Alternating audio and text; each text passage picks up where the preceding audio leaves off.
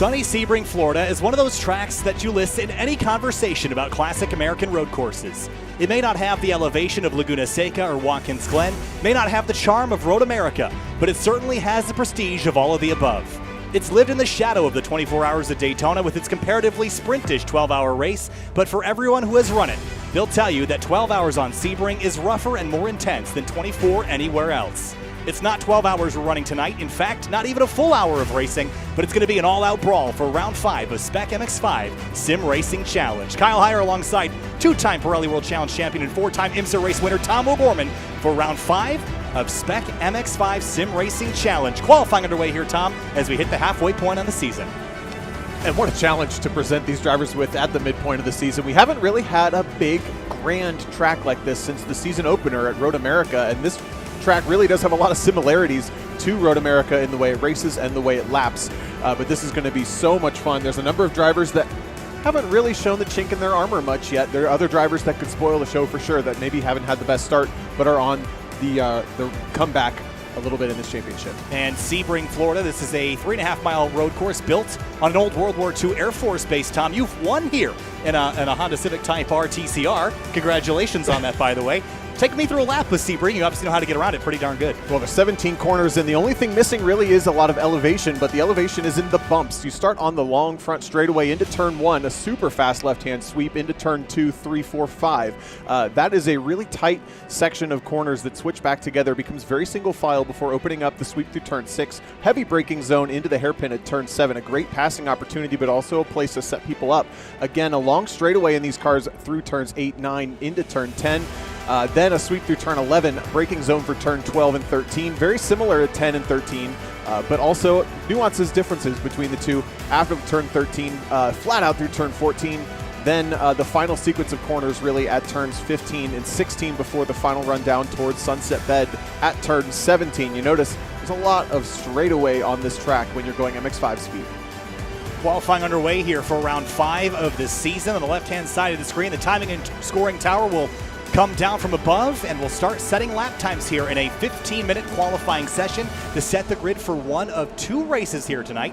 They'll both be 20 minutes long, and race 2 will be set by the finishing order of the first race. And a couple notable drivers, Nathan Saxon in the number 16 comes in, Tom, as the points leader, and we know that he has had a lot of success this season, but how much he can keep that success rolling into the tail end of the season, that's really where the question arises. Can he keep the momentum going that he built in the first half? Yeah, and according to the points I have, he's actually tied with Brandon Hawken, I think including drops potentially at this point with the math that I have in front of me. So Saxon has certainly been the rock on the season, so far, but Brandon Hawken has been a spoiler at a number of times.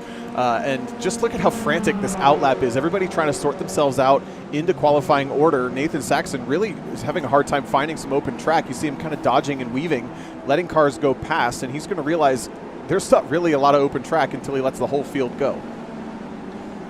And you mentioned getting room to race here is a little bit challenging. The slipstream here at Sebring. This is a pretty large track, about 3.5 miles. A lot of the tracks we've been to lately haven't had the straightaways. And in an MX-5 with this power level, you're going to notice the slipstream, the draft around here, Tom. It's going to be way more significant than it was at Mid-Ohio last time around. So that's a challenge that we haven't really had to deal with since Road America, our opening race. That's going to change how this race runs, and it's going to change how easy it is to make passes. It'll be a little easier this week than it was last. It also changes qualifying. This is a track that you can really gain a huge amount of time in qualifying if you have a drafting buddy or somebody that just happens to give you that tow at the right time.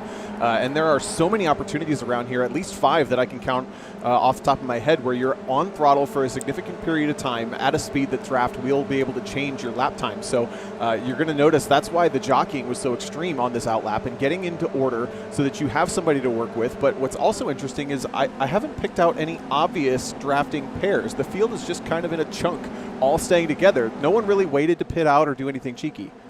And a chunk it is. There's over, almost, I should say, 40 cars here tonight, which is about what we started the season with 4 rounds ago. Last time out at Mid-Ohio, we had some really interesting racing towards the front of the field. One of the drivers that is a noticeable omission from this field is Paul Darling.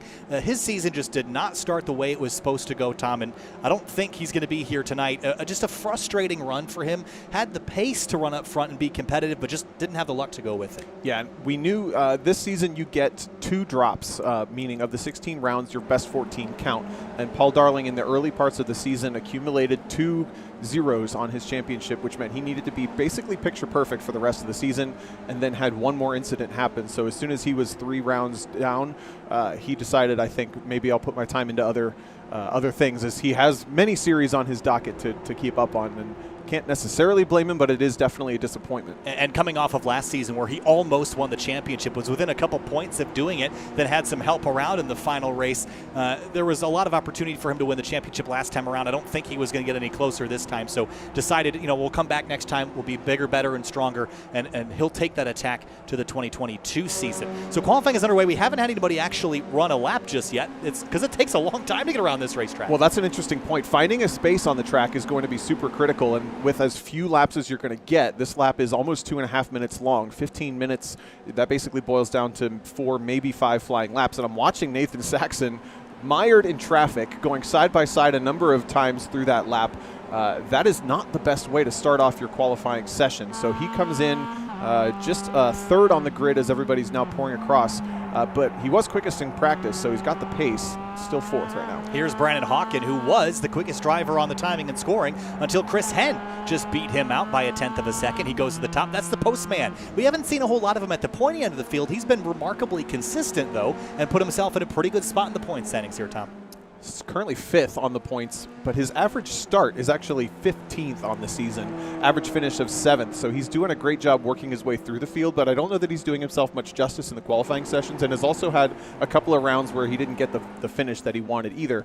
So maybe in the later half of this season he can respond to that and do a little bit stronger in the finishing order, but I think that's one of the things that's going to be fun to watch as we come into the 5th of 8 rounds. Is we have a number of favorites that we know are in the hunt for the championship, but we also have a number of drivers who aren't really in the championship anymore, and they can certainly be major spoilers, which can really only be a distraction to the championship contenders. You got to know who's in the hunt and who's not, and just kind of maybe let that ball go sometimes. Yeah, let the ball go for sure. One of those drivers that we should probably mention is Jonathan White. He's down in 10th in the point standings, and he was also within a couple points of winning last season as well, but right now he's 11th. I believe he also missed Mid-Ohio Sportscar course because he actually contracted COVID, so he's back now and ready to rock, but dropped a bunch of spots in the point standings. No longer going for a championship, most likely. Just here to make things a little disrupted at the front and give it his pace. I think he'll be there. Make things fun for us. Yes. So it's Chris Henn at the top of the board right now. Brandon Hawkins, Steve Focaccia having a great qualifying run. Nathan Saxon and Jordan Bachmeyer are the top 5.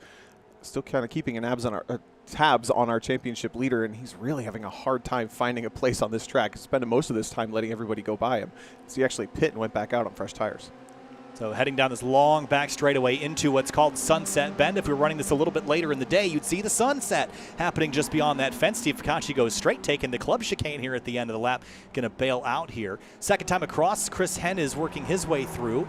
Hawken did not go quicker on his second lap out, so he will remain at a 2:28.357, about a 10th off of Chris Henn's time. Jordan Bachmeyer up to 5th. Good qualifying run for him. Greg Profeta and Mitchell Peak 6th, 7th, Thomas Bressi 8th, Mark Balloonin 9th, and Carter Kundinger in 10th. We saw Carter have a lot of great racing back at Sonoma in round number 3, and right now in 10th, and he's been kind of on the fringe of the top 10 or 15 drivers. I think he'll be pretty much around there today, but he'll probably have a lot of fun. Oh, massive oversteer and catch for the car just behind him. It's a 38 car, I believe. 38, yeah, Balloonin. That was a massive slide, and you see just how hard you have to push these cars through the twisty stuff because the straightaways are so long.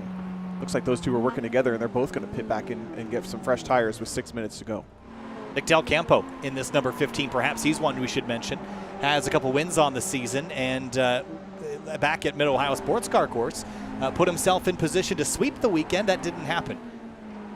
He had a killer first round and then just kind of got swamped in the second race. Was in a position where he really hadn't had to fend off anybody, and as soon as somebody attacked him, he kind of was on his heels and didn't necessarily respond to it as well as he could have, I think, but certainly showed his pace. And I'm just looking at the practice results, as he's currently about 8th on the board here in qualifying. He was second quickest in practice, so if he can replicate that pace a little bit here in qualifying, he'll certainly be a big factor. And again, like you mentioned, he sits 4th in the points. Heard a motor let go in the background, and here in the virtual realm of iRacing.com. You can damage your motor, and that has been sort of a consistent theme we've seen across the 3 seasons of SPEC MX-5 SimRacing Challenge. Drivers braking and using the engine to slow the car down, downshifting a little earlier, using the revs to slow the car down. That's dangerous in these cars. You rev them too high, or any car for that matter. Don't go out there and try this at home. You're going to blow your engine. So we've seen it happen a lot. It's come down to determine race wins before, and with the long braking zones we have and the high speeds we're going to see, I think we're going to see a couple engines let go tonight. Yeah, there are, thinking through the lap, probably 3 major braking zones that include downshifts that are not at least one. There is one of them coming down into turn 3. You can't get turn 2 and into this left-hander at turn 3. It's a great passing opportunity, but can also bait people in. And then this is the other massive braking zone for the hairpin at turn 7. I was also counting, I think, down to turn 10 as my 3rd major braking zone. The rest of them a little more bent and kinked, which keeps things very interesting. I love that at Sebring, even though the entire track is basically flat, I think the elevation change is under 10 feet across the entire place. It's a huge variety of challenges and corners. Information about Sebring, Florida. Population 10,500. Constructed in 1950. It's been used as a racetrack for pretty much every year since then. Sebring is laid out on a field of World War II taxiways and runways at an old World War II Air Force base. Fun fact that I think everybody already knows about this place if you're familiar with this racetrack. But the interesting issue with that is that basically this track is comprised of 2 surfaces. Half of it, roughly, is concrete. The other half is asphalt. And Tom, your experience on the real racetrack was 2 completely different racetracks in terms of the surface grip. It is. You completely have to factor what the grip level is going to be when you're on the track, and you can see it's mildly notable here in iRacing. You have the lighter concrete and the darker asphalt. The concrete has a ton of grip. The asphalt has almost no grip in the real world. Here in iRacing, it is mildly simulated. I would say that that's the one missing factor here really at Sebring. But even still, you're noticing the drivers transitioning across those 2 different surface changes. The texture is there, and the grip level mildly changes as well. And the big notable difference for why the asphalt might be lesser grip is because in sunny Sebring here, Tom, the track temperature is going to vary wildly between the asphalt and the concrete, something that is modeled here. Again, your analysis has basically told me that it isn't quite as extreme as it is in the real world. But grip level will change both due to the abrasion level, the bumpiness, and the track surface temperature. One thing about the bumps, though, is that this track is laser scanned here at iRacing, and what that means is that every bump, as it was laser scanned back in 2008 or so, has been meticulously recreated, and every bump and slam that you're going to feel in this race car was there, at least at some point. It might have changed and shifted since then, but this place is bumpy. It'll rattle your teeth out. Maybe not so much in the simulator, but you will feel it, and you're going to see it later with these cars moving around. And I can tell you that is modeled very well here at Sebring. My first experience, actually my only experience driving Sebring, was that race you mentioned. By the first day, I thought, man, the bumps really aren't that bad. The second day of full driving in the car, I thought, man, I'm a little sore. This is a little uncomfortable. And by the 3rd day of our 3 days on track, I was hurting big time. So it's a massive workout for the drivers in real life. Here in the sim, you probably get a little hot driving, but otherwise it's a little more comfortable. And something else to note, there are bumps on the racing surface, but another thing to note are these the white and blue curbs around this racetrack. Very different from corner to corner, Tom. Some corners nice and flat. You can use them on track out. Other corners really tall, and these cars will probably do okay on them given their ground clearance, but they can upset the car if you take too much. They can. As I always say, if the car leaves the surface, it's a roulette on how it lands. And as you mentioned, a lot of times at the apexes, they tend to be really textured. On trackouts, they tend to be pretty flat. So you can see you got to use them as much as you possibly can. We're watching Ryan Maloney attack. He's not having the qualifying he wants, and he's going to go off one more time. Might get one more go at this, but that's a championship contender mired in 15th in qualifying. That's going to hurt. Here's runner Roland Hubert in the number 19 car, staying well off the curbs through that 3 through 5 section you mentioned earlier. That's probably one of the places I was pointing out is we're going to be getting up on top and jumping them at such low speeds. You have a bit more predictability there, and you can use it to kind of shorten up the racetrack just a little bit. We're going to set the green flag here for race number 1 in just a few minutes. We'll go over our keys to the race in a little while as well, but make sure that you're subscribed to the Winding Road YouTube channel. If you're not, we've got a handful more rounds coming your way. And upon a cursory glance of what is coming up, again, last round was at Mid-Ohio Sportscar course. This round, of course, Sebring International. And round number 6 will take us all the way to Michelin Raceway Road Atlanta on March 24th, which just got a fresh coat of paint here on iRacing, so that'll look real nice. Then Watkins, Glen, Laguna, Seca, and Circuit of the Americas to round out the rest of the season. So 4 very, very unique and different racetracks coming up on the schedule.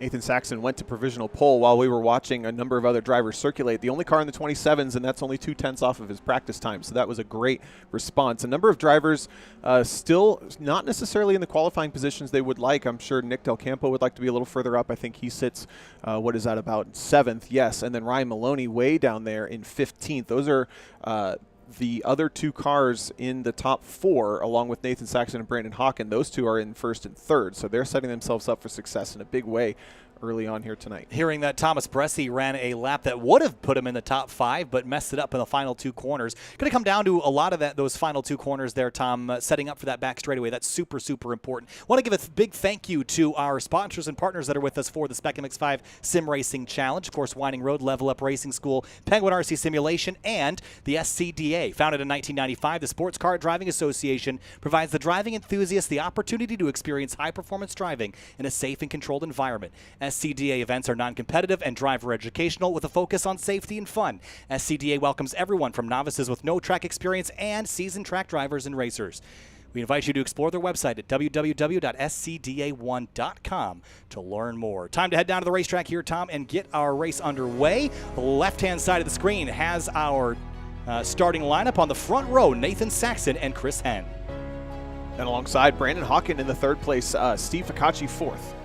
In row number 3, Jordan Bachmeyer in the 31. Mitchell Peak rolls off 6th in the number 56 car. Then it's championship contender Nick Del Campo alongside Thomas Bressi. We know that car has pace, didn't get it qualifying though. Greg Profeta starts 9th in row number 5. Mark Palunin 10th in the number 38. Then Jonathan White returning in 11th spot on the grid tonight. Luke Pfeiffer alongside. Carter Kundinger 13th in the number 92. Ismael Basso starts 14th in the number 40. Then our 4th player in the championship, Ryan Maloney 15th. Look for that car to move forward alongside Chris Taylor, another fast driver in 16th. Gustavo Porgado starts 17th alongside Jack Sanchez. In 18th, Elijah Kloft. 19th, Brian Sohn in 20th. Tom, time to go to the keys to the race here with a shortened pace lap. Key 1, draft is back this week. We have 5 major straightaways where the draft will be in effect, and that will mean that the whole field stays a lot closer together than the last 3 rounds.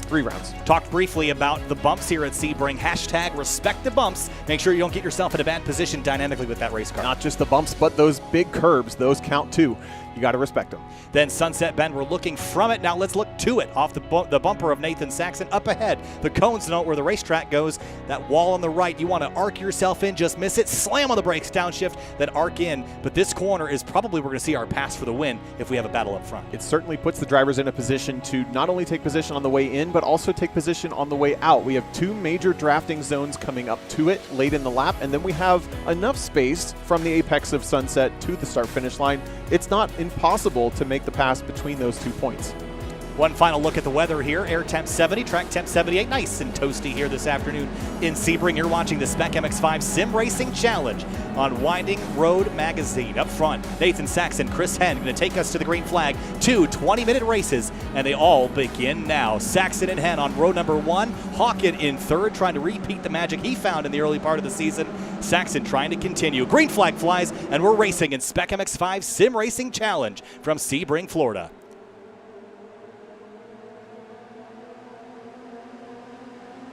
Off to a frantic start. Saxon clears the front row. Chris Henn did not get going into turn number 1. Nicely single filed out. I thought we'd be 4 wide going into turn 1. We've gotten it sorted and through the corner. So far, so good. There's a little more action in the deep pack there as we come out of the first turn. I was going to agree. You can fit 6 or 7 Miatas side by side down that front straightaway, but we kept it 3 or less. And now some lunges down into turn 3 in the later half of this field. But the top 3 are really single file. The top grouping doing a nice job early on with our top 2 in the championship, also top 2 on track.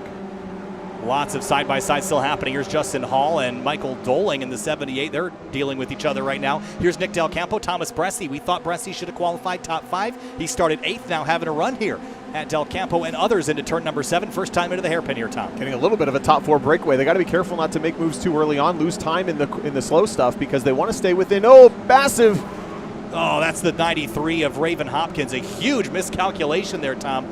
That is going to cost him a ton of time and likely a penalty as well. Let's go back and see. Well, couldn't quite get that to check out the replay there, but Hopkins will continue. Not sure what was up with that, but missed the braking point and dove off into turn 7. Lucky not to take more cars with him. That could have been way worse than it was, but we're mostly clear and free on the first half of this lap. Saxon showing his pace early on, Hawken keeping with him. Hen and Focaccia as Bachmeier closed the gap just a little bit. Attacks still later in the lap coming into turn 13. This is one of the drafting zones where you can get alongside somebody, but it's tough to make it work as you head through 14 into 15. Ryan Maloney was side by side for a moment with the 92 of Carter Kundinger. They have gotten that sorted out for the time being, but you mentioned drafting zones. We're about to get to the biggest and most important one of all. That's that long back straightaway after Le Mans corner, turn number 16. It'll take you all the way down to Sunset, and here's where you set up. You track all the way out to the left. Big slide by the 23 of Sanchez. He almost lost control of the car, but gathers it back up. Now the run onto the backstretch. And that's going to hurt if you're Maloney, because look at the gap forming between those two. Maloney really wants to stick with Chris Taylor, who was up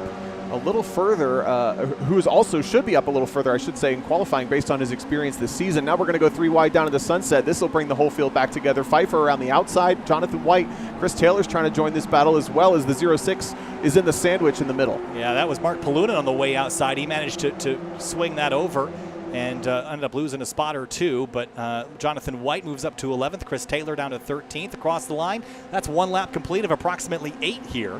Some more passing going on in the way back of the pack. Scott Angelo, Benson Ty, and more shuffling about. Lots of action all over the place, and so far everyone that started is still rolling. It's the 40 car of Ismael Basso. He did not take the grid in his 14th place starting spot. Started from the pits, I believe. Here's Ryan Maloney on Jack Sanchez. Whoop, ran him out of room a little bit. Huge slide over the curbs. Can he gather it up? No, he will not. He will spin. Goes for a ride, a massive ride. Rejoins. Oh, the wheel wasn't quite straight. Takes a couple cars with him. That's a heartbreaker right there. A couple of cars that were all single file by no incident of their own. Fight comes back on. Whew. That was a tense moment for a lot of drivers. Let's go back and see if we can get a hold. I think the replay function's broken here tonight after the new iRacing build. Good to know. But there is the 73 at Cridland down into turn number 7. He's going to go the short way around. And running off of a little bit of adrenaline here, Tom. It's going to get a little spicy. Yeah, Sanchez is still ragged right now, recovering from that incident. But that was really good timing for Ryan Maloney. I think that was really his last opportunity to stay within touch of the top 15. He made it work when it needed to happen, and now can start to focus forward on the rest of the field. Now we're watching this battle for 20th on back. Yeah, there's good racing everywhere. This is one of those spots. Now let's move back to 10th. Luke Pfeiffer, Jonathan White, Mark Palunin. This is all for about 10th spot. Side by side into turn 13, tower turn.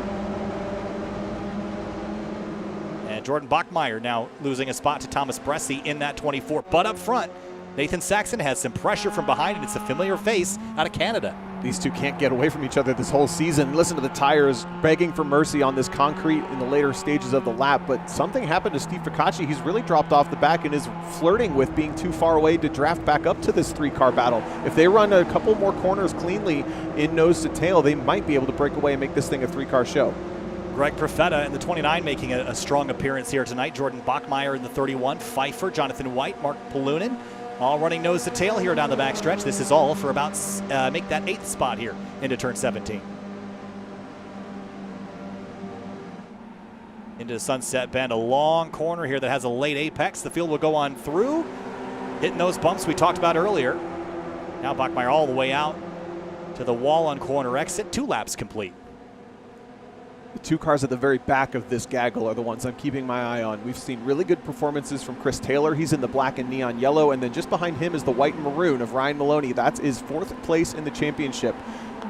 And that is an important, any position right now is really important for that car. Car slow off to the side. I don't think that was one of our front runners. That was Benson Ty. Here comes Taylor with a big run on the inside of Jonathan White. He'll take that opportunity. Everyone was kind of split side by side through the first corner. And that was an opportunity for Taylor to grab a spot, and he did. White holds it around the outside of turn 3, pounds the curb at turn 4, and shuts the door on Taylor, so nothing happened in this lap. Ryan Maloney behind is on it, trying to catch back up to this group. He was outside of drafting range until they started all that battling, so he was probably happy to see that. But right now it's still Greg Profeta who leads the battle for 8th, all the way back to 14th Maloney. They're all together. Yeah, I'm surprised Maloney hadn't made more progress, but I think once he gets to this group, he'll drive through them like it's taking candy from a baby. Through turn 7 now, down to 2nd gear, accelerating back forward, and keeping our eye on these front two. Do you think they're going to work together here, Tom? I think they probably will. I think they will too. They know that they're right on the verge of breaking away from the field. They've got Chris Henn with them, which is a little bit of a wild card as far as willing to make an attack. And I think as long as he's also agreeing to not battle much right now, then they're going to be good to go. And we might see this thing ignite with 1, potentially 2 laps remaining. Big jump over the curb for Chris Henn. Watch the gyro cam rotate there over the turn 13 curb. I think Chris Henn doesn't quite have the pace of the front two. He's just kind of sticking with the draft there, Tom, it looks like. He's, definitely relying on the draft to keep up. And Steve Focaccia has turned the wick back up and has started to pull towards these guys a little bit. He had been 1.1 seconds away from Chris Henn. Now is only 7/10 away. That's well within drafting distance. So this number 51 car, after a weak second lap, has a great third lap going and might turn this thing back into a 4-car duel. He downshifted through turn 16 and revved the heck out of that thing, trying to get some power out of it. Just realized 4-car duel isn't a thing. A 4-car duel is 2 by quartet. nature. Yeah, there you go. I didn't catch that, That's so all right. no one else did either. And now you're snorting over there, too. You're having a grand old time. For the lead, though, the front two, I think they're going to be like this for most of the time. So let's leave these guys alone for a little bit. Let's check back. Jonathan White, Chris Taylor, Ryan Maloney. Maloney at the tail end of this group. They are tacked on the back of Jordan Bachmeier's. Actually, that's Palunin, rather, in the 38 car. Oh, White all the way out to the grass using every inch plus an inch. That wall looms up on you pretty good. You're carrying a lot of momentum over there. You have to commit to throttle at the apex of turn 17 before you can even see where that wall is. And then there's so many bumps that you could end up hitting a bump you didn't know was there and end up in that wall so much faster than you realized, especially in these low horsepower cars.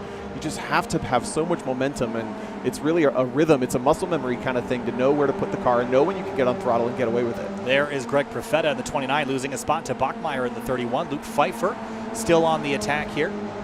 Deeper in the field, though. Look at this battle 3 wide. There's Matthew Cridland, the the 73. That is Cridland. Through just went the 7. There are 2 73s? Am I going crazy? There's a 23. The 40 car of Ismael Basso is the other car involved in this. And is George Fike behind him. Justin Hall. I just got confused. There's a lot of red and white out there. Under the Corvette bridge and onto the back straightaway. It looked like they got that sorted out, but now these guys are side by side. Can't find anywhere on the racetrack. They're not door to door. This is fascinating. They can't seem to make much progress. They can get alongside, but once they get there, they can't take the position away. So we're seeing a lot of side-by-side running with not a lot of changes in actual position. Now Jonathan White goes super defensive in the background, the black and white on Chris Taylor, the black and yellow. Taylor tries the outside at turn 10, which is hard to make work.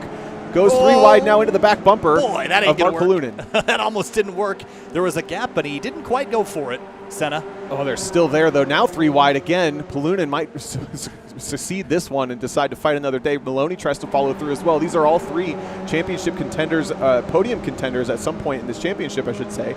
And, Maloney doesn't quite make it through. Well, they finally, I think, have agreed to disagree for that position for now. Moving back forward just a little bit, Bachmeier, Pfeiffer, and Profeta all for 8th place. Up front, no major changes. Basso and Cridland. I think Cridland might have a slowdown there. He's on the far right of your screen. That's not going to work. 3 wide. A lot of shuffling there, and someone, Alex Jensen, went sailing off into a different zip code, but managed to keep it on course somehow. That was a fantastic save, and now the 89 of Max Baumann lunges up the inside, takes the position there at the back of this little gaggle here in that gray and yellow. Picked up 2 spots from that whole exchange, but this battle it's interesting. We've got a number of 7-8 car battles forming. Yeah, typically you'll see this in groups of 2 to 4, but seeing groups of 7 be this competitive is really interesting to me. There's Brian Sohn going the long way around turn 17. Going to try the crossover move here on Jack Sanchez. Look at the momentum he built on the exit. He's going to take it to driver's right. Jack Sanchez was the driver that had that incident much earlier on, and interestingly, he had charged pretty far up the field when that happened, so he's basically back where he started as he runs right now, but you can see there's not a lot of cars around him, and that's going to be a problem if he even picks up this position from the 23. They're kind of on their own. Whoa, look how loose these cars are set up this week. Heard a little bit of contact with the wall. They put a cone up there in the fence so you know where the apex is, and Brian Sohn got there a little bit sooner than that cone did. At the front, Steve Focaccia has run down the guys in the top 3, so this is now a 4-car haul, and Nick Del Campo has done a good job to stick with them. He's not quite there. He's about a second back, but if he can continue to lap quickly, then he's there as soon as these guys start battling. Watch the compression as everybody kind of squeezes together on corner entry, and they didn't come out that much farther separate on corner exits. This battle's definitely tightening, kind of coordinating back together, and now we're going to see who's who and if they're willing to pop out of line or if they're going to play ball for now. Again, with 8.5 minutes to go, I think there's still a little bit of time that these guys are willing to play nice and sit in line. And for those at home, they're going, why wouldn't you just pass them? Tom, there's a reason here. There's strategy. Yeah, the problem is if you can easily pull out and pass someone, guess what? They can do it to you on the next straightaway. And there are 5 straightaways on this track where the draft is heavily influencing how fast the cars go down a straight line. So it actually behooves Brandon Hawken right now to be in second place and make the pass as late as possible to take away any opportunity for Nathan Saxon to respond to that battle. So that's happening in everybody's brains all the way through the field. Yeah, I liken this to, if you're familiar with NASCAR, running at restrictor plate tracks like Talladega or Daytona. There's so much draft and there's so much advantage to following someone to have them push all the air out of the way for you that you're going to want to make that pass at the last possible second to do that traditional slingshot move like you would in Need for Speed or something like that. That's really how the physics works, even in real life. So the car in front pushes all the air out of the way, you follow in that bubble, and then you're going to make that move at the very last minute, and it's very, very effective, and drivers have learned that being out front is not the place to be until the checkered flag falls. The tricky bit is if it's just a duel. If it's 2 cars, it's pretty simple, but we've got 4 running in close succession to each other at the front. Nice over-under for the 24 setup. Thomas Bressi defending, actually. He has fallen into the clutches of Jordan Bachmeier, who qualified 5th, has fallen to 9th at the lowest, now trying to re-attack for 7th. And here's Luke Pfeiffer, who sees them both fighting, smells a little bit of blood in the water. Here he comes from 9th after starting in 12th, and I think he's going to look to the inside here, maybe follow the 31 through. Nice wide entry. You see him right there, turn that car in, back on throttle. Beautiful move. Bressi sees it coming, protects, and kills all Pfeiffer's momentum. Great driving out the mirror for Bressi to see that coming. Really good driving to see that coming for sure. And also nice car control on the inside for Jordan Bachmeier to get that nose tucked down onto the wall and still get a good run off of turn number 1. Now he's pulling away from Thomas Bressi a little bit. And we should note quickly, the black means it's an experienced driver. The white base means it is a rookie driver in the championship, essentially. So we have a rookie leading a couple of very experienced drivers from past seasons, and they can't figure out a way by. They're having a great fight back there. Unfortunately for them, it's not for the race lead. That's a little farther up the road. And Saxon, Hawken, Henn, Focaccia, and Del Campo have made it a 5-car fight. And don't look too far back because there is Mitchell Peak.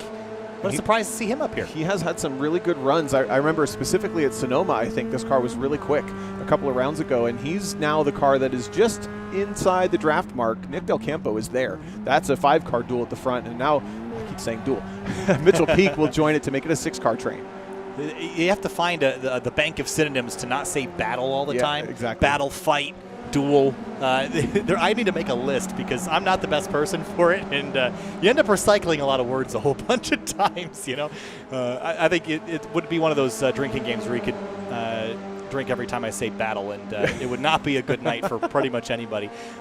Saxon, by 0.3 of a second, is in command of this race. Now, at Sonoma, we saw this situation arise, and we were encouraging the driver behind to make that pass. Now, Sonoma and Sebring are polar opposites, not only in their physical, geographical location in the United States, but also because they're totally different racetracks. You didn't have the straightaways at Sonoma that you do here to build momentum. So as soon as you got to the lead, you'd be best to hang on to it. Here, I think Saxon is probably in the least advantageous position of anyone in the top 5 right now. He's actually getting pushed by Brandon Hawken. Hawken is content to be in the 2nd place right now, and that is certainly a great place to be, but Henn, Focaccia, and Del Campo all want to be in 2nd as well. So the problem for Hawken is he's got to be constantly aware of the mirrors behind him and keep track of when, not only if, but when Chris Henn or Steve Focaccia or Nick Del Campo decide they're not content being 3rd, 4th, and 5th anymore. They want to start their charge up to 2nd. So I think with 3 laps to go now, coming into turn 1, things are going to get a little interesting as Henn, Focaccia, Del Campo realize now that they are running out of time. And you see Del Campo picked it up, and look at Focaccia all the way 4-wheeling it off in the grass. Guys, it's a Mazda series, not Jeep. That was a little bit off-road for my taste, but Focaccia will pull it back on course. He'll drop a spot. Del Campo up 1. And on a mission, I like the aggression I'm seeing out of the 15 right now. That's our first major shuffle that we've had at the front. It wasn't that major, and now Del Campo makes the mistake. Focaccia's going to get a bit of a run, but probably stay single file. A bit spread out, honestly, across the top 5 here, as Mitchell Peak will almost certainly be in the mirrors at this point. No, he still is not quite there. Now, the interesting thing about this is I wouldn't worry so much about a car length or two between anybody, because as soon as Hawkins goes side by side with Saxon, if they don't complete that pass right away, it's going to be a hornet's nest at the front, and everybody's going to be going for some honey there. I don't think hornets make honey. That's bees that do that. But Saxon and Hawkins out front, as soon as they start fighting, everyone's going to be wanting their hands in the honey pot there at the end. Our analogies tonight are just close but no cigar across the board, aren't they? But or should I say close but no cigarette? I don't even know what that means. I don't even know. That's an old one. That's older than we are, that's for sure. I'm doing the mental math, though, and with 3 laps to go, assuming 1 pass per lap, Nick Del Campo has to make moves now. Chris Henn has 1 more lap to make it happen, and then Brandon Hawkins can wait all the way until the last lap, assuming they can pick up 1 position per lap. So the stakes are getting higher every single time we cross that start-finish line, and right now it looks like Del Campo's actually got a bit of a problem with Steve Focaccia. Yeah, I think he was a little bit too aggressive on corner entry and gave up some time on exit. Now, the fact is that Focaccia sees that Del Campo is a little bit quicker right now and is willing to push him and stay in line, work with him a little bit. If we can get Del Campo by Chris Henn, what Focaccia's thinking is that's free reign on the chaos up front, because Del Campo's the one making moves. If he can make him up in the front, well, that's not going to work. Tom, off track. It's the second time he's been 4 off this lap. Focaccia has been off once this lap, so they're starting to really slip back, and honestly, it's a 2-car breakaway at this point. This is going to take an entire lap for Chris Henn to get back up there. I'm not sure where the pace of the 33 is. Look at this. All of a sudden, side by side, Hawkins pokes out to the outside. Oh, here's for the race lead. Hawkins down into turn number 17. Completes the pass. Crossover coming from Saxon. Look at the run he's built. And now Chris Henn and others waiting in the wings. That was real tight on exit, though. They're not done. It was tight, but it's also weird timing. We have 2 laps to go, and they had a 2-car breakaway. I know Brandon Hawkins probably thought, well, I got a little bit of a buffer right now, but honestly, they probably could have waited 2 more laps and made it definitely a 2-car duel. But now Henn and Del Campo have joined them again. Yeah, that was really weird. We got we crossed the line there with about 2 minutes and 30 seconds to go. Again, they're going to know. We don't have a white on your screen there, Tom, so we should be 2 laps left in this race. Sometimes our timing and scoring can get a little bit wonky, but I think we're good all the way to the to get those 2 final laps, the 7 miles of racing, and it is free chaos right now. Henn, Saxon, Hawkins all battling at the front, and it's far from over. Look at the run Saxon's building here. Here he comes with a run. He's going to go driver's left. He wants it back. He can't make the outside work around the hairpin here. We're almost 2 by 2. Del Campo is attacking Henn as well. Henn is too deep. Going to show the nose up the inside of Saxon. Saxon has to give him the space. And now it's a drag race between second and third. Saxon really squeezing Henn to the grass. And Brandon Hawkins loving watching this in the mirror. If they're all fighting over second, they can't fight over first, one at a time, guys. And Hawkins has built a car length gap, but he's going to need a lot more than that. Here goes Del Campo out of line on the 33 car. That's for third. Oh. Turns down on him. That ain't going to work, boys. And they're all going to pile up into turn 10 and shove the 16 car off course. He's out. That's really unfortunate, because the championship leader, who did nothing wrong, is the one that got the short end of that stick. Now Focaccia with a huge push on the back of Del Campo. Mitchell Peak picks up positions from that whole exchange as well. No doubt the race stewards will be watching that one closely, but Brandon Hawkins all of a sudden has about 5 car lengths. The battle for second right now, on the racetrack at least, is between 3 of our black liveried cars that are really going at it. Oh man, they're really getting spicy now. The 15 and 51 door to door through the S's here. I would think that we're coming back to the checkers the way that we're racing, but we're going to see if we get the checker to the white this time. By Hawkins is leading by 1.3, and he's put himself in position to win this race. Behind him, they have not sorted it out yet as we come onto the backstretch. Well, that would be a great strategy call if Brandon Hawkins saw the opportunity and decided, maybe by taking this position now, I'll ignite this duel behind, or this battle behind us. There's that again. But they're lapping at about 2:29. So if they crossed it at 2:30 with remaining lap time, they should finish this lap and get one more by about 1 second. Going to be real tight, whether or not it's checkers or white through turn 17, though. 15 on the inside. I think Hawkins gone regardless, unless it takes a miracle. Coming through this time by, it's going to be a white flag, I believe, that we're going to get. There it is, white flag, final lap at Sebring, 3.5 miles left. Look at them behind them. There's Bresci and Pfeiffer going side by side, but for the lead, Hawkins got a 1.2 second gap, and it's going to take a lot for that one to disappear. Yeah, that battle for about 10th has been crazy for a number of laps. Jonathan White has made up a number of positions. Look at the black and white car up the inside now of, I think that's Bresci, trying to pick up about 9th as they're continuing to follow Luke Pfeiffer in 8th. These guys have just been, they've looked like this for 3 laps. Not done yet. Big step out of line for the car behind White. That was the 29 in Perfetta, I believe. Got a little bit choked up there, cork in the bottle. That was 3 wide. Don't do that. 22 and 65 touch. the 22 white goes around, tags Polunin, and it's a mess. And when you're running in succession with 8 cars like that, it's bound to happen eventually. It's more of a roulette than anything. Boy. Up the middle, 4 wide for a moment. The big gainer in that whole exchange was Ryan Maloney. In the 65, he's the car that got touched by Jonathan White. Ended up getting spun, but he has been running in about 14th the entire race. He's up into the top 10 finally. And also the 92 of Carter Kundinger. He split him 3 wide, saw the hole and went for it. It closed, had a bit of a scrape, but no matter, no care. Behind Hawken by 1.1 seconds. It's a trio. Hen, Focaccia, Del Campo, they're trying, Tom, but it's going to take a lot. I think they've all realized that they're not going to win this race without a big mistake from Hawkins, so they're battling hard for second. Chris Hen, this would be his best finish of the championship. Focaccia goes defensive on Del Campo, and Nathan Saxon at the back has rejoined this 5-car battle. Only a handful of corners left. It's 9/10 of a second. Now it's 1.1 as they come off a tower turn and towards turns 14, 15, and 16. But I think you need to be within 0.3 of a second heading out of 16 to get that run sufficient enough to go for the win. So now it becomes a battle for second, and Hen's going to have to get real wide in this very narrow MX-5 sports car. No doubt we're going to be 2 wide going into sunset. We might be as wide as 5 wide by this time this thing is said and done. The final drafting zone down into the final corner. And a bit of a mistake by a couple drivers in the background, but Hen is a sitting duck. No one's going to catch Hawken. But Hen, Focaccia, Del Campo, and Peak all going for second here now. Hen goes defensive. Final corner coming up. We might go 3 wide. The 15 car might see a hole up the middle. Turn 17. Side by side, the 51 of Focaccia on the outside, Hen on the inside, Del Campo and Peak door to door for 4th place behind him. Checkered flag for Brennan Hawken. He's going to pick up another one here at Sebring. For 2nd place, it's going to be a drag race to the line. 33-51. Focaccia is going to get this one by a nose. Del Campo 4th, Peak 5th. That was wild. Actually, Del Campo, yes, 4th, 5th, 6th. Saxon is where he will come across the line. That was a wild one coming to the checkers there, Tom. But Brandon Hawken, he played that a lot more perfectly than we thought. He sure did. That was a big surprise for him to attack when he did. I'll be curious to hear from him at the end of the night whether that was motivated or just opportunistic. I should say calculated or just opportunistic for the 99, but at the perfect time, he kind of lit the fuse on the battle behind and was able to drive away. A little bit of celebration leaving turn 5 there. And we are not done yet. Let's be clear. We still have another race to do here tonight. Here's a brief look at the race results from race number 1. Of course, Hawken, Focaccia, Hen, Del Campo, Peak your top 5. Saxon, Bachmeyer, Pfeiffer, Bresci, and Maloney the rest of the top 10. Moving on, Carter Kundinger, Purgato, Taylor, Profeta, and Polunin the top 15. Some close racing in the background. Kloft and Son only 0.6 apart. And Ismail Basso comes home in 20th. White involved that last lap collision comes home a little bit farther down the order. A bit of a warm-up period here, Tom. Time to debrief after race 1. What did we learn?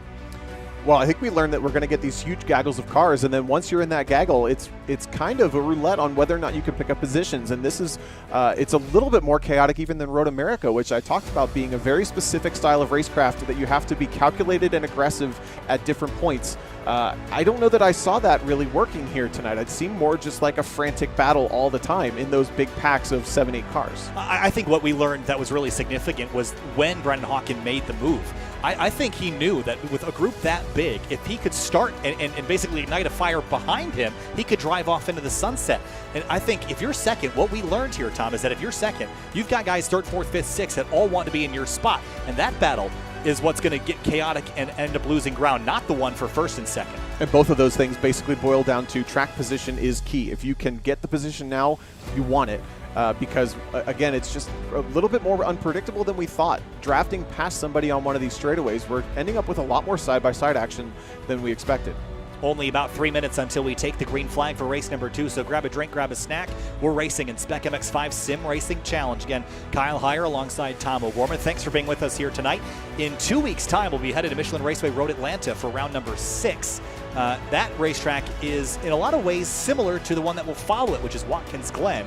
Both of those racetracks, a lot of straightaway, a lot of high-speed corners. The key is where the straightaways are in the lap. At Road Atlanta, it's basically the last thing you do. You go down a straightaway, you do one heavy braking zone, and then you get a little bit of a run to the finish line. At Watkins Glen, though, the best passing opportunity is essentially the first straightaway on the track. You do one corner, and then you're on this super long straightaway. If you don't make the pass happen by the bus stop, it's likely not going to happen. So very different styles or very different implementations of the same style of racing at those next couple of rounds. Warm-up period here before race number 2. Brandon Hawkins getting some laps out here on the racetrack. A relatively new name to the series. Again, the white liveried cars are the drivers that are new to the series. They're rookies here. And Hawkins, right out of the gate back at Road America, was in contention to win one of the first races he ever competed in this series, which was very impressive. He ended up getting a penalty and in that race for avoidable contact with Paul Darling. But he has since shown his strength and is a serious contender to win the ultimate prize here at the end of the season, which, to remind everyone at home, you get a chance to drive one of these cars in real life should you win this championship this year. And if you have a racing license, you can even race this car in real life. We've seen drivers really implement that. And how cool is it for a driver that may not have the opportunity to be a real-world race car driver or even a real-world track driver to take their experience and their success from sim racing and put that into the real world? One of the beautiful things about iRacing is the number of ways you can get involved, not only in the official racing that everyone does, but also at the esport level, which we're doing here. So looking back at race number 1, from race control, the incident with the top group of cars was boiled down to incident responsibility on Chris Henn. The number 33 car has a 5-second post-race penalty applied to the finishing order from race number 1. The question mark for me then is whether or not that's applied to the gridding order for race number 2, because essentially those are the same thing. Yeah, I'm curious. I don't think it will affect it. I'm curious to see how it's applied. It is going to. He is going to have that. He will start 7th now. So everybody that finished 4th to 7th will move up 1 spot, which is a very interesting little shuffle at the beginning of this race. Yeah. Now I think for Chris Henn, I'm sure he'd rather have the penalty at the start of the race versus applied to the tail end of the first one, because you've got 8 laps where you can claw back that time and you can go gain those positions. If it was applied at the end of the race, you've lost those spots. So it's applied to the end of the other race, right, and applied for the starting of this one. Okay. Luckily, it was only 5 seconds, and that meant only he went from 3rd to 7th. So that's not a huge hit. If the field was more compressed, that would have hurt. All right, one more 20-minute race here. Another 8-lapper coming up for SPEC MX-5 Sim Racing Challenge. We'll take it down to the green flag here, and let's have a look at our starting lineup for race number 2. And here's a look on the left-hand side of the screen, Tom. And at the top, it's Brandon Hawkins in the 99. Continues his success with a pole start for race number 2. Steve Focaccia alongside, and then with the shuffle, Nick Del Campo will start on the inside of row number 2 alongside Mitchell Peak in 4th. Then Nathan Saxon 5th, and Jordan Bachmeyer will move up to 6th before Chris Henn gets shuffled back. In 7th place, it's going to be where Chris Henn, I believe, is going to launch alongside Luke Pfeiffer in the number 06. Thomas Bressy, Ryan Maloney, row number 5. Then it's Carter Kundinger, who came from 13th to 11th in that last race. Gustavo Purgato in 12th. 13th place, Chris Taylor in the number 53. Greg Profeta, who had a lot of fun in race 1, starts 14th in the 29. Mark Palunin also worked his butt off in race 1. He's going to start alongside Jack Sanchez, who charged heavily in race 1. Can he do it again? Elijah Clough starts 17th alongside Penguin RC Simulations driver Brian Sohn. He rolls off in 18th. Jonathan White was in the battle for the top 10 before that late race incident. He's going to be looking to charge forward alongside Ismael Basso in 20th. In 21st, Justin Hall in the 64 alongside George Fike in the 09 car. Scott Angelo, Matthew Cridland in row number 12. Then it's Alex Jensen, 25th on the grid. Brian Shavelski in the 26th spot. Then Max Bauman and Scott McIntyre, 27th and 28th. Rounding out the last 2 rows, Benson Ty, Renaud Roland Hubert, Raven Hopkins, and Michael Doling round out the 32 drivers starting this race. Hawkins in the 99 is the pole sitter in that gold and white car. Steve Focaccia on driver's right has been here for every season of SPEC MX-5 Sim Racing Challenge. He is continuing his 3rd consecutive season from 2nd in race number 2. Green flag flies. We're racing in SPEC MX-5 Sim Racing Challenge, round 2 from Sebring. Ooh, big shuffle, much more so than the last race. It looks like it was Focaccia trying to close the door on Del Campo, but Del Campo's going to get the inside anyway. Goes up the inside and takes 2nd place away, at least tries. He tried. I don't think he quite succeeded yet. 51 all the way out into the dirt.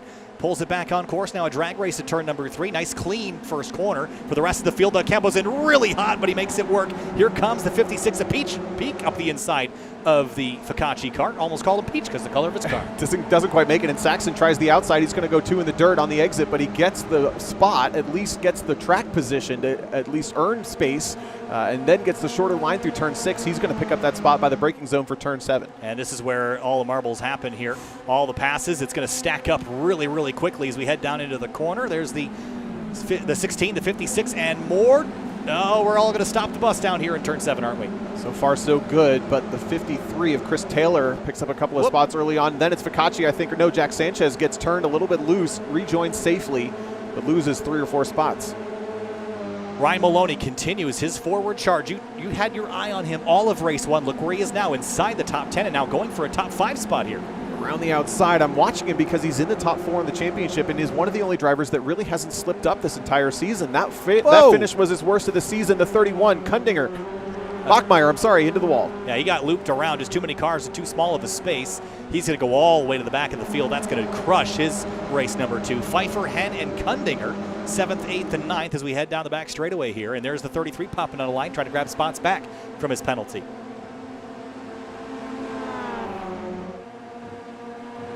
Kundinger wants by as well, but doesn't really have room to go 3 wide. Might try to follow somebody through. We got to pick a line. Which one do you think is going to work here? I'm going to follow the inside lane. If the 06 stays there, no, slots back in, and unfortunately Kundinger gets balked. Might have a car up his right side right now. Yes, he does. I think it's Purgato trying to show the nose, but doesn't quite have the momentum to do it. No, he sure does. It's actually Thomas Bresci takes that spot. Up in front, those front 2 are pushing and shoving. Del Campo would like to separate those 2 all on their own so that they can just deal with each other, but that's not going to happen. Focaccia is right there as we head into turn 17 for the first lap. Bresci on the inside, he's going to get by the 11 car and the 92 and bring in Chris Taylor and Perfetta into the fight as well for 10th. Oh, that's all the way to the wall, almost into the tires for Carter Kundinger, but makes it work. He's got a big run up the outside lane in Purgato and Taylor, bump drafting into turn 1 on the second lap. Hey guys, the racetrack's the great stuff. Yeah. They were all the way up on the grass on the corner exit. Chris Taylor impressing me as well here tonight. He's going to see a hole open on driver. Someone was way off in turn 1. Was that Maloney? He was absolutely dirt tracking it at the exit of the corner, but he pulled it back on course and maintained 6th. He didn't get the memo that the gray stuff is the track, but he didn't lose a lot of time for that. Now still side by side for the 29 Purgato and Perfetta. Purgato goes through. A lot of shuffling back here, and it's all going to get sorted soon.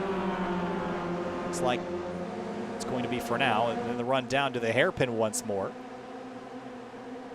A little bit more side-by-side action. There's Chris Taylor going around the outside here. If you can stay along the outside, you can actually make a pass out here. A little bit too wide for him, I think, and just have to tuck back in line. Here is the 11 and the 38 of Palunin. Oop, that's going to get tight. Pinch point on corner exit.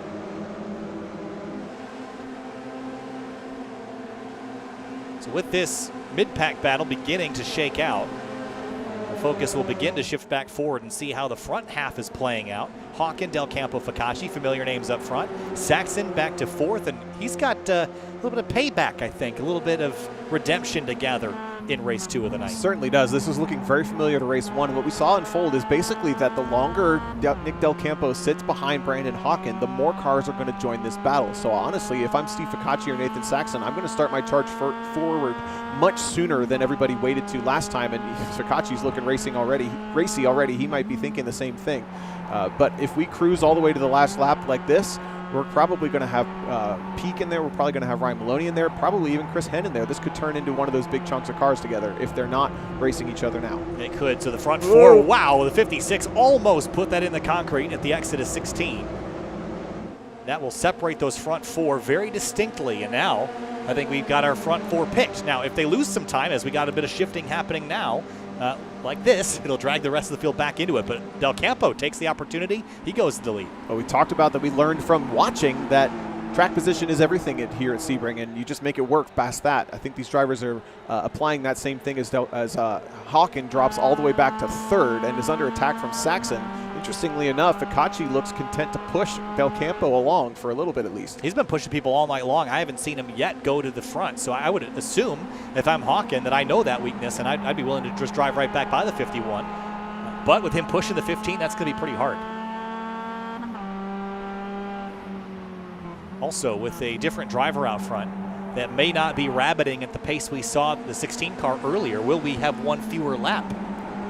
We only had 8 laps by about a 2-second margin, so we could see that get shifted back to 7 if we're a little bit off pace from where we were before. Here's Kundinger and Taylor for 10th place. It's certainly possible. The leader's pace does still look pretty good. As long as they're lapping under a 2:29, they should be good on getting the full race distance. But Taylor, this is the first time he's worked his way to the front of a group. He's trying to defend. Kundinger goes to the outside. Left the hole open for Perfetta to go down there, and he will do such maneuver.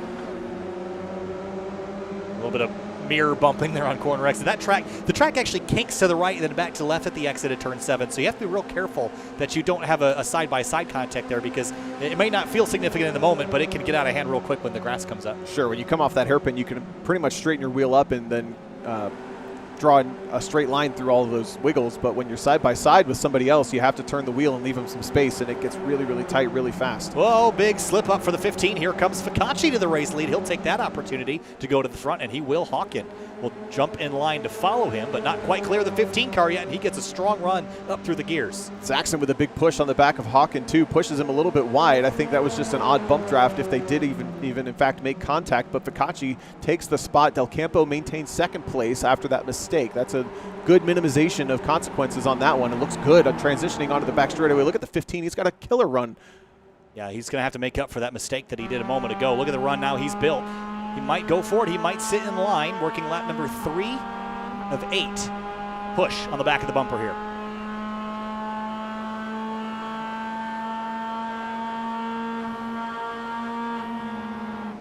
Oh, here comes the 16 of Nathan Saxon. He's feeling racy now. And Ryan Maloney joins the party. We've got Mitchell Peak, Chris Henn, and others joining. So what was a 4-car battle is now quickly turning into everybody in the top 10. We saw this coming. Yeah, these guys all battling have really compressed the field down, and now Del Campo doesn't want to cruise any longer. He wants the top. Brandon Hawkins going to pick him, pushes him up the inside for turn number 1 as they start lap number 3. Big slide through turn 1. Del Campo covers the outside. Hawkins sees the inside. He'll have a run into turn 3 on driver's left. Preferred line for this corner. Ryan Maloney found himself 4 off again, exiting turn 1, pushing super hard in the 65. Almost gets Mitchell Peak up his inside as he's trying to show Steve Focaccia that he's there for position. Focaccia from 1st to 4th really quickly. Mitchell Peak is ready to play here. I think he sort of hit this wall around 5th spot that he hasn't been able to smash through just yet, but he will as soon as they start throwing bricks up at the front here. It's possible, and when he had fallen off of that lead battle, he really looked pretty ragged when he was on his own, but now that he's in the battle, I think he's much better under control. I say that, though, when he runs wide, Luke Pfeiffer is going to get a look up the inside, and Pfeiffer picked up the spot from Chris Henn, who shuffled all the way back to 8th. Yeah, here's Chris Henn's view of what's happening now between Pfeiffer and Peak. Peak on the left, Pfeiffer on the right. Next corner is a second gear right-hander. That should be the opportunity for Henn to complete this pass, but he didn't get through the gears as well as Peak and has to back out before they get to the corner, but Peak slips again. And they're losing ground to 5th spot Ryan Maloney up the road. Every corner they run door-to-door like this. Yeah, Pfeiffer and Henn need to make quick work because it looks like Mitchell Peak might be a little over his head running this far up the field. He's just pushing so hard and making mistakes when he isn't picture perfect. He's otherwise fine, but those little mistakes are what add up, and you see the gap that's formed from 5th to 6th. There is that gap now, about 15 car lengths now as we head into the S's, the fast stuff again. Building up maybe the sense of security that these front 4 have, or front 5 have, to start kind of battling amongst themselves. Hawken was not content to sit in line all race in race 1. He will not be content to sit in line for race number 2. He's going to be aggressive here if he can build a run strong enough to go. Well, I think his demonstration doing that with 3 to go on the previous race is what prompted everybody to battle right now. And it'd be interesting to see who picks the fight first. We've been single file for about a lap, but Focaccia's got a run now side by side again. Back in the background, Mitchell Peak and Luke Pfeiffer. Pfeiffer's still trying to get around. Yeah, he's going to have the inside line here for turn 17. You see the front 5 enter Sunset Bend. A little bit of sliding happening there and behind. Peak's going to try the crossover move here. Not sure if it's quite a big enough run to do anything with it, but he's going to go driver's right here probably. Or give a push. It's realizing they're losing the top 5 really quickly, so they're going to try to work together a little bit better. They're all spread out. They're still single file for the most part. There's no overlap between the cars, but everybody trying to get a sight line through that blind turn 1. Whoa, Maloney wide again. It goes up the inside of Focaccia. Here he comes for 4th into the braking zone for turn 3. As you mentioned, getting a sight line, you just can't see when you're following this close. So they just popped out a line to get a view, and then they realize the other guy popped out a line. They got to pop out 2 lines, then 3 lines. They're just making the track and using all 60 feet or whatever it is down there. But it was effective, and it looks real cool, but wasn't much of a pass about to happen just yet. Luckily, they got a whole airport runway to work with, and they sure are using all of it. Nick Del Campo has probably been our only person to lead 2 laps in succession at this race since the green flag, and he now holds that point still over Hawken. But Hawken learned that he can certainly make a pass, maybe ignite a battle. Can he do that twice? I don't know that you can have that lightning strike twice. Well, Hawken's been pretty darn good at attracting the electricity to him this year, whether it's been at race 1 where he was attracting all the attention, or whether it was even last week at Mid-Ohio Sportscar course where he was having some really solid battles. But he knows how to get it done. He is a rookie only in paint scheme, Tom. Got plenty of experience here in iRacing. He's also a current competitor in another esports championship utilizing the Porsche 911 GT3 Cup car, and lo and behold, he's won races there already too. So he knows what he's doing, and I think every move he makes is very deliberate. Look how quickly Luke Pfeiffer and Chris Henn have caught the top 5 again. They're already right there after they've made work of Mitchell Peak, who's still clinging on to this one, and slowly, as all of these drivers are battling out, Thomas Bressi is joining the battle as well. So we're close to having the top 9 glued together, and we saw last race, when you have more cars, the more opportunity for disaster. I sense the calm before the storm brewing here. We're not done. We're not sorted out the way I think this race is going to go. Could I tell you who's going to win? No, you could throw them all in a all the coins in a coffee cup and toss them around and see which one pops out. But I don't think it's going to be Del Campo. I think we're going to see some shuffling here, and it's probably going to start with Hawken making a move. I don't think it'll be this lap. It might be next.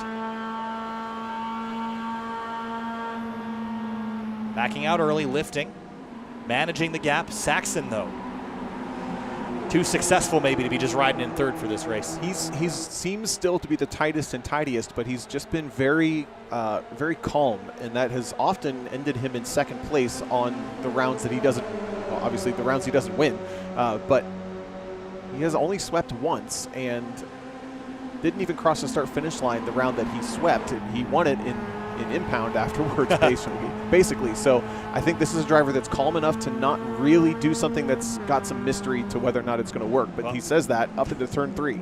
And here he goes for second, and Hawken's not even going to contest it. You don't want to give Del Campo a lead that he can run away with. So Hawken's willing to accept that Saxon's going to drop in line, but Hawken's not going to be content to sit here for more than a lap or two. If Saxon doesn't make a move on Del Campo, you can bet Hawken's going to try to get back by. Absolutely, and look who's worked his way up into 4th from way back on the overall grid early on tonight. Brian Maloney from 15th on the first race, 10th in this race, up to 4th, doing what he needs to do to keep himself in the championship, because again, he sits 3rd, big stack up. Yeah, that was a little bit of traffic jam down there into turn 7, and a couple cars got some damage out of that. I think you're going to see that no, not quite. It wasn't hard enough to dent anybody. Oh, yes, it was for the 51 of Focaccia. Yeah, he did get a pretty big hit, but shouldn't affect him too much. It was a fairly light impact.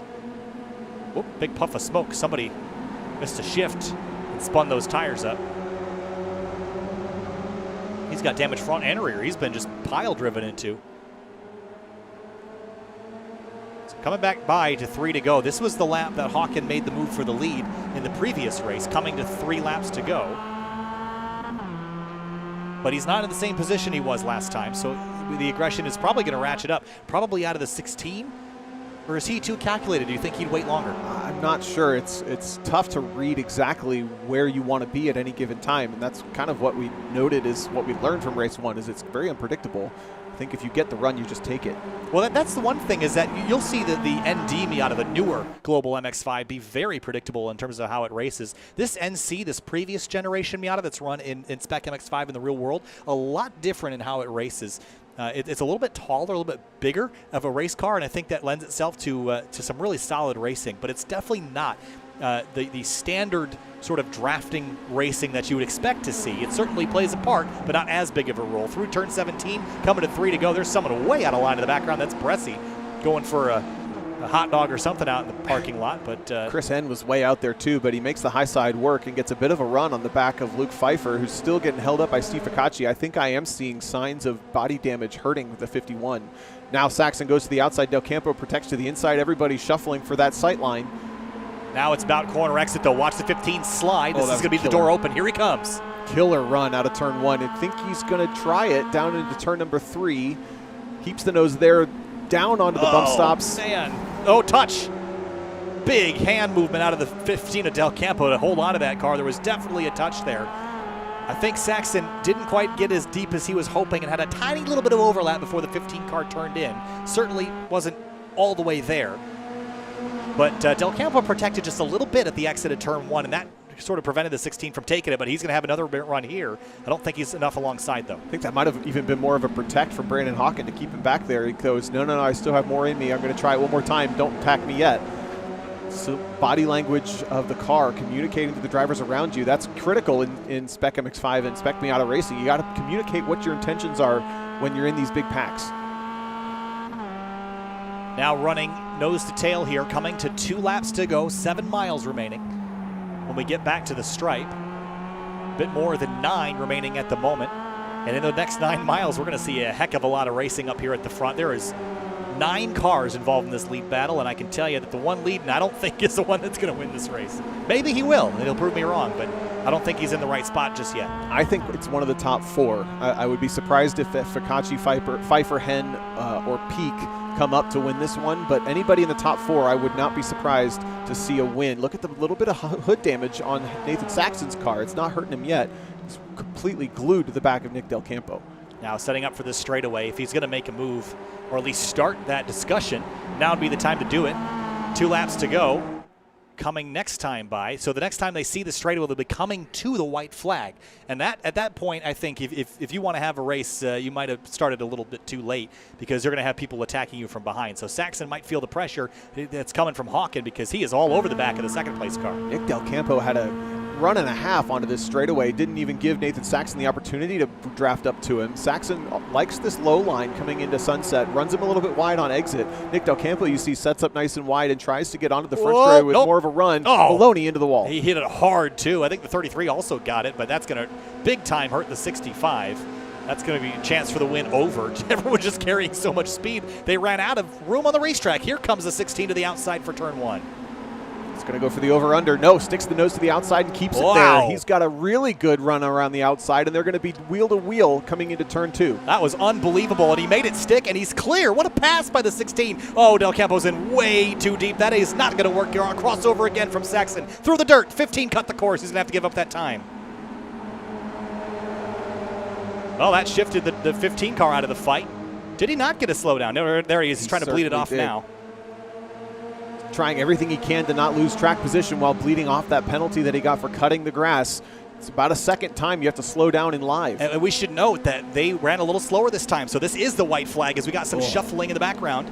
Hawken to second, Del Campo and Focaccia for third. Focaccia's through, but Saxon is up the road by 3/10. Is that enough to break away from Hawken? Not quite, but that explains the urgency that Saxon had. That also explains the chaos that's happening right now. Everybody knows this is their last opportunity to make up track position. Brandon Hawken is the only one within striking distance, I'd say, of the lead. Del Campo tries it again in too deep. Wow. Keeps it up on the curb, and now Maloney gets turned in the background by Pfeiffer. Yeah, he got hit. Big hit there by Mitchell Peak at the end of that, so he's out and done. Unfortunate for him. Here's battle for the lead, though. These are the only two, unless they take each other out. This is going to be the battle for the race win. Saxon is just a sitting duck at this point. How do you defend from Brandon Hawken? It all comes down to how you exit turn 16 here in just a moment. That's going to be the critical corner. And sometimes if you try to set it up too much, you end up missing it entirely. Well, they're tied in the championship. If they finish this way, they're going to be tied again. You can basically call this round a wash, but Nathan Saxon really, really wants to get a win this weekend or this weeknight. Hawken is right there. Pretty good run for the 16 car, though. He's going to go defensive. It's all going to come down to how they get into and out of turn 17, Sunset Bend. Hawken's going to have a heck of a run, though. So Saxon's going to have to get real creative. Coming back to the checkers this time for SPEC MX-5 Sim Racing Challenge. Here comes the run. Saxon can't move more. Hawken moves left. Goes for the high line. He's going to get a good run around that outside, but this is the bumpiest place on the track. Pogo and 4 in the air. Side by side. He's far too wide off the racetrack, though. Nathan Saxon will hold on. He's going to come back and win the second race of the night. Nathan Saxon victorious at Sebring. Hawken will have to settle for second. Focaccia, Del Campo, Pfeiffer, the rest of the top 5. Oh, man, that was a race. That was a wild last lap. And how about Nathan Saxon? He was running down as far as 4th in this race, kept his cool, and showed why he's tied for the championship lead and takes the win. We're going to be tied again, headed to the next round. Yeah, thinking about how Nathan Saxon's night started versus how it finished. Remember, he was leading most of race 1, got shuffled, and rolled off 6 for this one and drove through everybody and just took the lead away and defended beautifully. He forced Hawkin to the outside, and that's what ended up having Hawkin run a little wide. Surprised, though, there was a full car width and maybe plus a couple inches on the inside that Hawkin didn't take. Do you think he would have been more successful there? I think he probably would have, but Nathan Saxon squeezed him just enough to prompt him to go back to the outside, which I think is that little change in plan is what ended up securing the win for Nathan Saxon. He liked the low line he was doing it the entire lap, the entire race, and he maintained it on that final corner. Well, what a race, what a battle. We're going to talk to your race winners and more here in just a moment. Here is a look at your race results, and we all kicked it off with Nathan Saxon bringing home the victory on the night for race 2. Hawkins second, Focaccia third, Del Campo fourth, Pfeiffer fifth. Luke Pfeiffer, Thomas Bressi, notable drivers here. Good solid runs for them tonight. And everybody that started in the top 9 finished in the top 9. It's worth noting the first driver that really climbed significant positions was Greg Profeta. They're in 9th. Then Chris Taylor up to 10th from 13th, so he had a good salvage on that second race. Moving back to Jonathan White, he did not really go much of anywhere after falling down the order in race number 1, finishes 11th. Jack Sanchez recovered after a spin to start his night off. Ryan Maloney, that's a disappointing finish for him given his strong run earlier in the night. It's kind of his first slip up on this championship, so that'll be a drop round for him undoubtedly, but he's going to need to make sure this is the only one, if any, because that third place in the championship is going to slip away really quick if he has any more of those. Looking down the rest of the order here, some other drivers to note. Nothing really out of order here. I think not a lot of drivers had major incidents tonight other than Ryan Maloney. So pretty clean and green for the most part here, Tom. But we're going to talk with Saxon here in just a moment about his wild night. Came home in 6th for race 1, but got a victory in race number 2. Nathan, take us through your night. It was a wild one. That's an understatement. I mean, race 1 was pretty boring until the last couple laps, and unfortunately got into it there with Chris. Yeah, race 2 was going to be an uphill battle starting 6th, and was just patient and knew I just had to take opportunities when I got them. And Nick was running a defensive line almost every lap into turn 1, so that's how I ended up getting Brandon. And then last lap, I got up alongside him enough. I figured give it a shot. Well, looking at the big picture of this series, you came into the night tied in the standings. Hawkin was the other race winner here tonight. Going into Road Atlanta and Watkins Glen the next couple rounds, how confident do you feel that you're the best in this series, or is Hawkin starting to pose a challenge that's worth considering in the next couple rounds? You know, he's always posing a challenge, but honestly, this is the track I kind of didn't want to go to, so pretty happy about everything, how it turned out in overall. But yeah, I got my first win last season at Watkins Glen, so that's one that's good on my list. And then I love Road Atlanta, so should be a couple fun weeks, and hopefully I can hang on to the points lead if I still have it, or catch Brandon if I don't. It's going to be all full tight, I'll tell you that, leaving here at Sebring. Nathan, thanks for talking. We'll see you next round at Road Atlanta. Best of luck. We move on now to Nick Del Campo, who led a bunch of race number 2, but didn't quite finish up front. Nick started 4th, ended up finishing there, but that doesn't tell us the whole story. Came down to some wild moments in the last few laps. Take us through your perspective of those moments.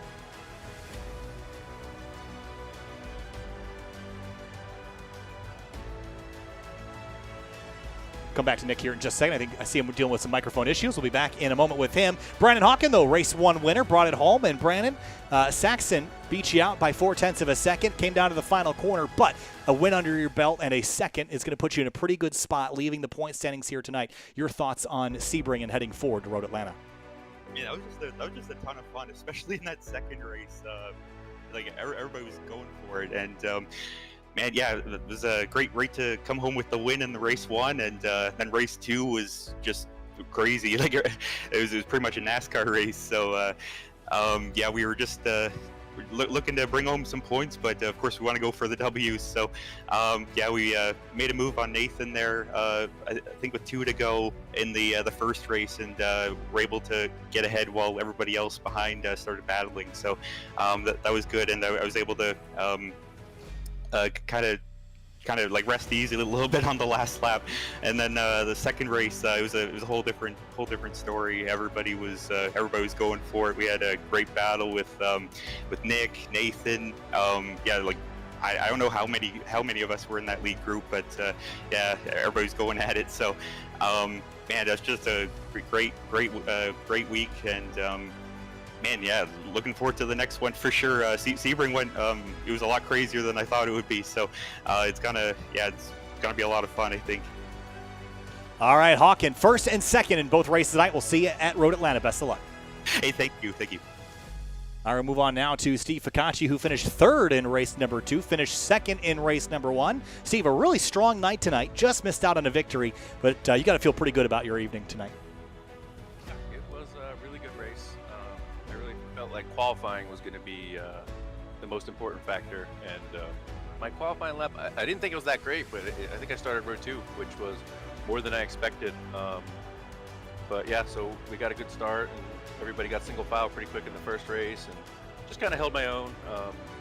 It's hard to tell with a draft track like this, who's really the fastest car, and who can really make moves. I felt really racy, and really just wanted a good start for race 2, and race 2 didn't quite go how I wanted. Had a little bit of contact in the middle of the race there, but in the end the results were good. So. All right, Steve, third place in race 2, second in race 1. We'll see you at Road Atlanta. Best of luck. Move on now to try Nick Del Campo again, and for Del Campo, it was 4th in race 1 and 4th in race 2, but that doesn't tell us the whole story, Nick.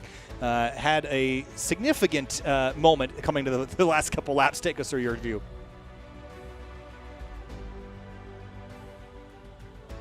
I think Nick's got some issues. We're going to talk to Nick, I think, next week. I think there's some permissions issues here. Can't help you, Nick. Sorry about that. We'll move on. But he raced real good, Tom. I think he raced. He had a good night. I want to go back to something that Brennan Hawkins said, that Sebring was crazier than he expected.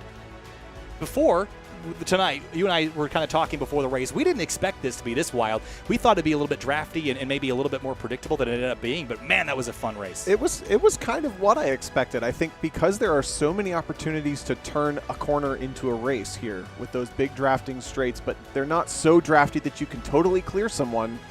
This was the round that is definitely a bit of an anomaly on the schedule in the way that it races. So I think in looking not only at tonight but in the upcoming races, Road Atlanta, Watkins, Glen, we're going to take a little different, and then the end at Circuit of the Americas. That is where those drafty races come into effect. It's more about your strategy and your thought processes on how to race, and no surprise, the drivers that have established themselves at the top of the championship here are the ones that are continuing to show out. In 2 weeks' time, it'll be March 24th, and that will take us to Michelin Raceway Road Atlanta. 2 weeks after that will be Watkins Glen, which we got 2 of my favorite racetracks coming up here in the next couple weeks. And then after that, we head to WeatherTech Raceway Laguna Seca on April 21st, and we'll finish things off on May 5th at Circuit of the Americas, the season finale, just at the turn of the season. Really excited to see the next couple rounds. I think we're heading to some of the best racetracks in the country. Not that we weren't at good ones already, Tom, but lots coming up. We're going to see it in 2 weeks for Michelin Raceway Road Atlanta for SPEC MX-5 SimRacing Challenge. Kyle Heyer alongside Tom O'Gorman. See you next time from Georgia.